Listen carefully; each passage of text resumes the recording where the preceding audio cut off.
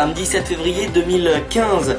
Cette semaine dans le grand show de l'info, qu'est-ce que la BCE, la Banque Centrale Européenne, qui a beaucoup fait parler d'elle ces dernières semaines. En Allemagne, les entreprises s'adaptent au salaire minimum instauré dans le pays depuis début janvier.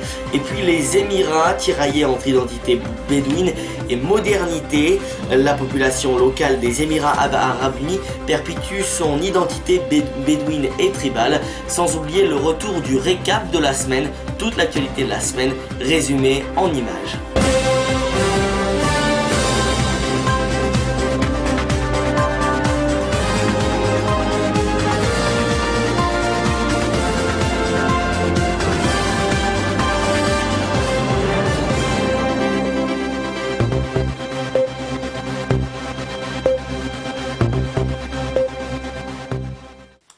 Alors que la Banque Centrale Européenne prive les banques grecques d'importantes sources de financement, nous vous rappelons cette semaine ce qu'est la BCE, présidée par Mario Draghi. Regardez le tout en images. La Banque Centrale Européenne est l'institution qui met en œuvre la politique monétaire dans la zone euro. Son siège est à Francfort, en Allemagne. Son président est l'Italien Mario Draghi et la BCE a été mise en place en 1999. Aujourd'hui, son capital se monte à près de 11 milliards d'euros répartis entre les banques centrales des pays de l'Union européenne, la Bundesbank et le premier actionnaire de la BCE. Alors cette Banque Centrale Européenne, elle est née logiquement au moment où l'euro a été lancé en 1999, puisqu'elle est le garant de la monnaie unique.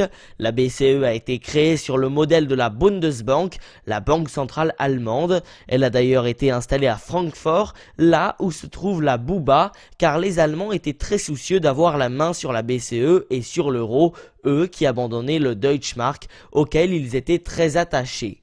La nomination du premier patron de la BCE a donné lieu à un match serré entre l'Allemagne et la France. Lors d'un sommet à Bruxelles en 1998, Jacques Chirac veut absolument que le gouverneur de la Banque de France, Jean-Claude Trichet, soit nommé et s'oppose aux Allemands qui soutiennent le néerlandais Wim Duisenberg. Après les négociations serrées tard dans la nuit, les Européens tombent finalement d'accord. Duisenberg est nommé, mais il n'ira pas au bout de ses 8 ans de mandat. Jean-Claude Trichet le succédera dès 2003.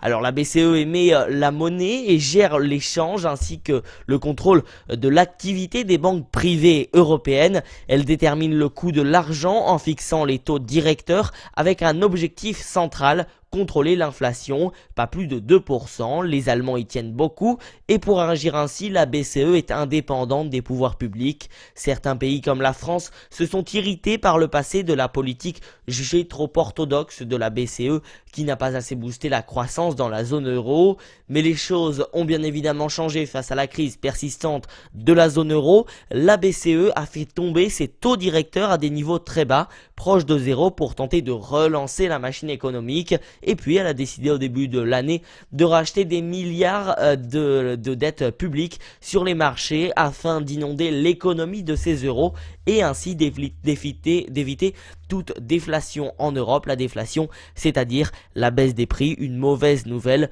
pour les entreprises. Lancé le 1er janvier 2015, le salaire minimum horaire allemand de 8,50 € brut devrait permettre à 3,7 millions de salariés d'augmenter leur salaire avant d'être étendu à tous les secteurs en 2017. Mais comment s'y adaptent les entreprises? Nous sommes allés dans un restaurant en Allemagne pour voir très clairement la situation. Regardez. 8,50 € l'heure de travail depuis le 1er janvier. Les Allemands bénéficient du salaire minimum, une première dans le pays. Dans ce restaurant de Berlin qui emploie 13 personnes l'hiver, tous les contrats ont été modifiés. Cathy Waldman travaille ici depuis octobre à la mi-temps. Elle touchait déjà 8,50 € de l'heure avant la loi et pour elle, c'est une véritable avancée qui doit se généraliser. Quand on ne peut pas choisir son travail, c'est super car il y a une sécurité. Nous ne devons plus tout le temps négocier. La propriétaire du restaurant a dû s'adapter plusieurs mois à l'avance à ce changement et au-delà des formalités administratives, elle a augmenté les prix pour compenser la hausse des salaires.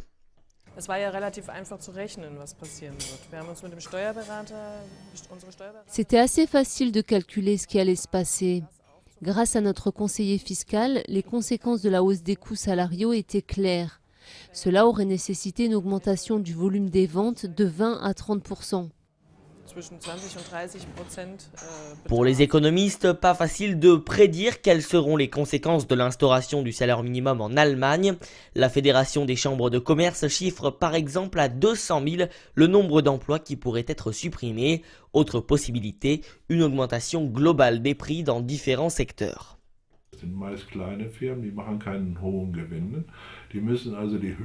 Ce sont pour la plupart de petites sociétés qui ne font pas de gros bénéfices.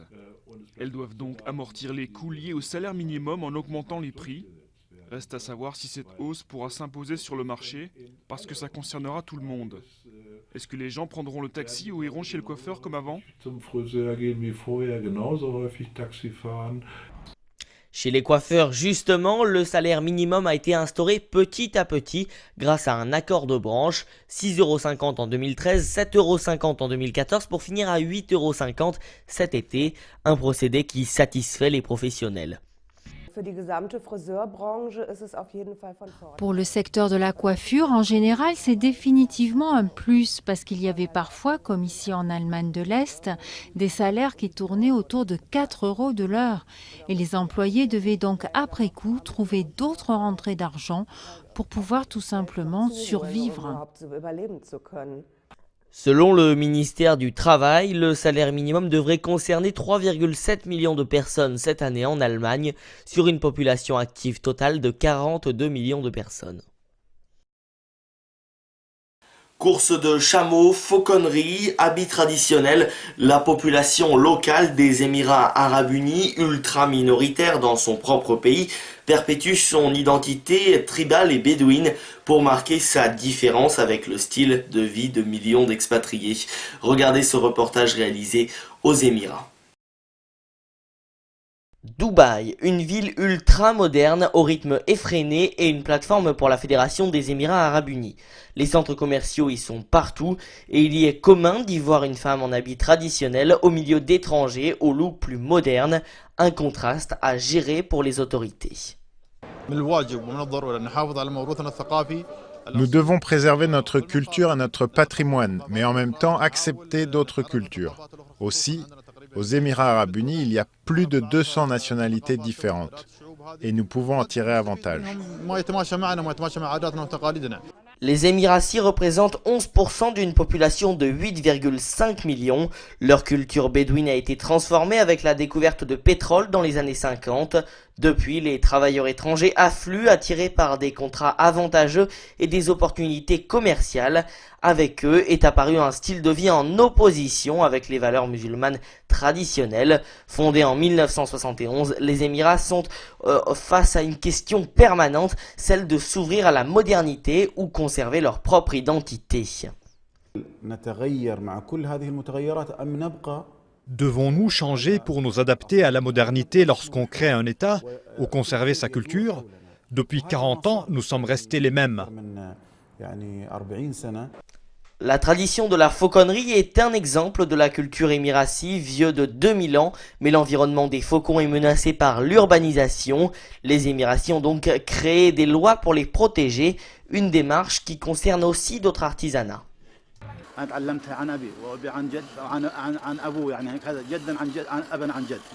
Quand j'avais 6 ans, j'ai appris cet artisanat de mon père, qui l'avait aussi appris de son propre père. Nous n'apprenions que des artisanats en lien avec la mer, en lien avec notre style de vie.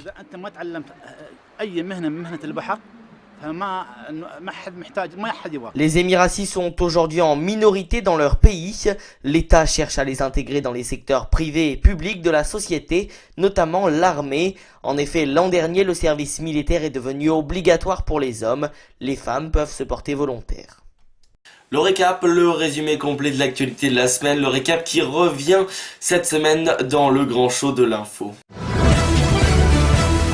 Dans l'actualité, cette semaine, le duel PSFN pour la législative partielle dans le Doubs avec le second tour qui aura lieu demain. C'est la candidate du Front National Sophie Montel et celui du Parti Socialiste Frédéric Barbier qui se sont qualifiés ce dimanche pour le second tour de l'élection législative partielle dans la 4e circonscription du Doubs. Selon les résultats définitifs fournis par la préfecture, la candidate du parti d'extrême droite obtient 32,60% des suffrages et son adversaire socialiste 28%. L'ancien Premier ministre Alain Juppé a appelé lundi soir à faire barrage au Front National. Et puis, toujours à l'UMP, c'est Nicolas Sarkozy qui est rentré dans la polémique, accusé d'avoir été faire une conférence aux Émirats lundi, alors que son parti se déchirait sur la décision finale à prendre après cette défaite lors de la législative partielle. L'UMP qui ne s'est pas clairement décidé pour qui il fallait voter lors de cette législative partielle, dont le second tour, donc je vous le rappelle, aura lieu demain. La CGT a confié mardi un nouveau secrétaire général, il s'appelle Philippe Martinez, il y était encore pratiquement inconnu il y a encore 3 mois et bien il a pour mission de sortir de la crise la plus grave de son histoire, quitte à passer, je cite, par une phase de raidissement d'ici à mon prochain congrès, a déclaré Philippe Martinez, qui remplace Thierry Lepan qui a démissionné de la CGT suite à ces histoires d'appartements. On en avait parlé dans le grand show de l'info. Le procès de DSK est accusé aussi de proxénétisme aggravé en Réunion. David Roquet, ancien directeur d'une filiale du groupe Eiffage dans le Pas-de-Calais, comparaîtra la semaine prochaine. Il a déclaré que DSK ne savait pas qu'il s'agissait de prostituées lors de ces réunions. François Hollande a tenu sa 4e conférence de presse lors de son quinquennat et il a promis de nouvelles réformes pour les jeunes, l'emploi, l'insertion des chômeurs de longue durée et la compétitivité des entreprises. Première grande mesure, c'est François Hollande qui a annoncé qu'il se rendait jeudi à Kiev avec la chancelière allemande pour une proposition de règlement sur le conflit de l'inégalité territoriale de l'Ukraine. François Hollande qui a également parlé de la Grèce après avoir reçu le Premier ministre grec Alexis Tsipras. Mercredi, François Hollande a assuré que le rôle de la France est de trouver une solution pour contribuer à un accord dans le respect du vote et le respect des règles et engagements européens. Et puis François Hollande a annoncé un nouveau contrat civique attendu depuis plusieurs jours. Les annonces sur l'engagement citoyen sont l'un des éléments centraux de l'intervention de François Hollande. Je propose un nouveau contrat civique, un service universel pour les jeunes, la création d'une réserve citoyenne pour tous les Français et un renforcement de la démocratie participative, a lancé le président. Dès le 1er juin, le service civique sera donc ouvert à tous les jeunes volontaires pour une durée de 8 mois. L'unité de la République donne à la France le moyen de se dépasser à l'intérieur de ses frontières et celui de tenir son rang à l'extérieur, a-t-il assuré. Et puis 2 informations en bref, c'est le gouvernement qui a annoncé mercredi des mesures pour améliorer la qualité de l'air en France, dont la création d'un certificat pour les automobiles les moins polluantes et un plus grand usage des véhicules propres par les administrations. Et puis c'est la rechute du transporteur Maury Ducrot. Maury Global, l'entreprise née des cendres de ce transporteur Maury Ducrot, aurait déposé le bilan hier vendredi selon plusieurs médias et environ 2000 postes seraient menacés. Voilà pour l'essentiel de l'actualité de la semaine dans le grand show de l'info. C'est la fin de cette édition, merci à tous et toutes de nous avoir suivis. C'était donc le grand show de l'info, nous on se donne rendez-vous la semaine prochaine sur le grand show de l'info.fr. Et puis vous pourrez me retrouver demain soir dimanche dès 19h sur notre radio partenaire radio-one.fr pour le Sunday Time, une émission qui revient là encore sur toute l'actualité de la semaine en 1 heure avec tous nos chroniqueurs. Soyez donc au rendez-vous, l'adresse s'affiche en bas de votre écran, radio-one.fr pour le Sunday Time.